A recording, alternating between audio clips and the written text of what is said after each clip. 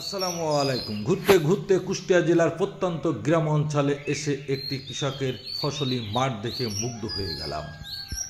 আরও বেশি মুগ্ধ হয়ে গেলাম ওই কৃষকের ফসলের ক্ষেতে যেতে হলে ক্যানালের বাঁশের সাঁকো ধরে পার হয়ে যেতে হবে। আপনারা ভিডিওটি না টেনে অবশ্যই শেষ পর্যন্ত সঙ্গে থাকবেন। এখানকার ঠিকানাটিও জানিয়ে দেবো ইনশাল্লাহ। যেমন আঘাত দিলেও দেয় গো তারে ফল, ভালোবাসার বাগান দিলাম তুই দিলি অনল। ওই বাগানের ফুল কান্দা মরে আমার তুই চিনলি না, আমার ফুলেতে বন্ধু কাটা ছিল না।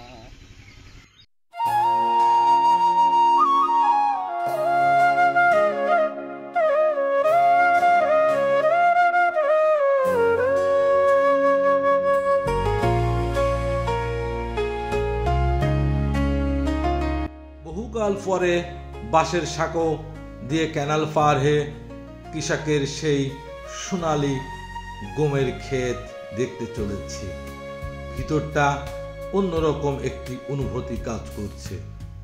এটি সেই গম, সোনার গম, সোনালি রং, ঠিক স্বর্ণের মতো, মাঠকে মাঠ গম, যেটি দেখে আজ হৃদয়টা জুড়িয়ে গেল।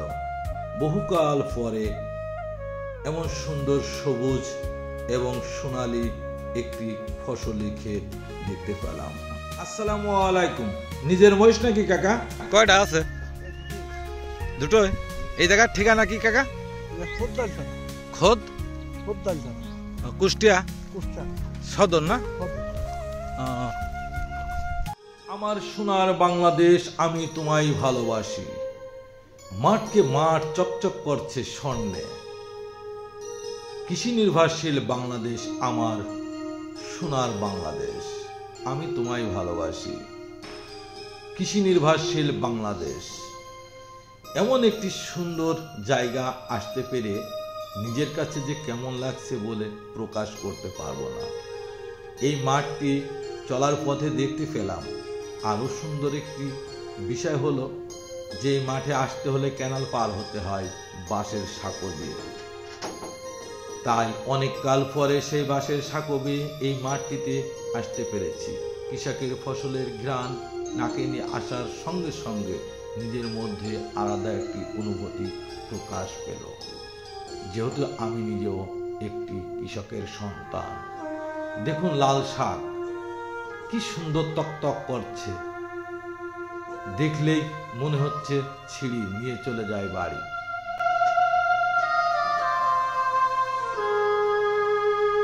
ভাই আসসালামু আলাইকুম। ভাই এই জায়গার ঠিকানা কি ভাই? এ কি কুষ্টিয়া সদর? ইউনিয়নের নাম কি জানেন না? না ইউনিয়ন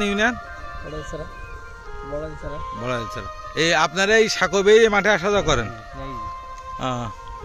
এমন সুন্দর সুন্দর ভিডিও উপভোগ করার জন্য আমার চ্যানেলটিতে অ্যাক্টিভের সঙ্গে থাকবেন।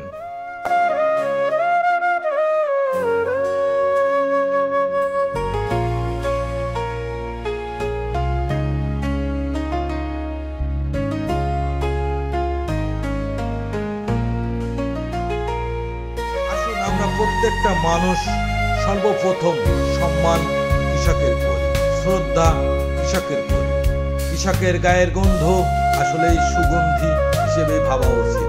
কৃষক ছিল, আছে, তাই আমরা স্বাচ্ছন্দ্যে জীবনযাপন করতে পারি, আমাদের ভালো মন্দ খাবার সংগ্রহ করে খেতে পারি, শুধুমাত্র কৃষকের মাধ্যমে, কৃষকের কারণে। সবাই ভালো থাকবেন, সুস্থ থাকবেন।